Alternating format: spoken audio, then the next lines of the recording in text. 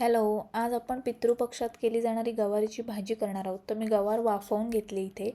तेल 2 चमचे घालणार आहोत. तेल तापल्यानंतर आपल्याला त्यामध्ये मोहरी, जिरं, कढीपत्ता, त्यानंतर हिंग आणि थोडीशी हळद घालायची.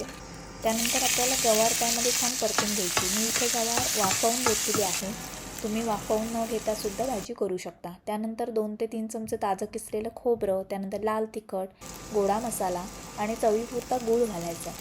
आणि त्यानंतर मी चवीनुसार इथे मीठ घातलेलं आहे. गवार चवीला उग्र असते त्यामुळे गूळ जरूर वापरा. त्यानंतर छान मिक्स करून आपण 1 ते 2 चमचे पाणी घालणार आहोत त्यामध्ये आणि झाकून ठेवून आपण छान 3 ते 4 मिनटं शिजवून घ्यायचे. त्यानंतर इथे बारीक चिरलेली कोथिंबीर घातली आणि पुन्हा एकदा मिक्स करून 2 मिनटं मी भाजी शिजवून घेतलेली आहे. आता मी गवार वाफवून घेतल्यामुळे भाजी 7 ते 8 मिनटांमध्ये झाली. जर गवार तुम्ही वाफवून घेतली नसेल तर एक 4-5 मिनटं जास्त शिजवायला लागेल. तर अशी छान पितृपक्षात केली जाणारी गवारीची भाजी तयार आहे. तुम्ही नक्की करा आणि मला नक्की कळवा.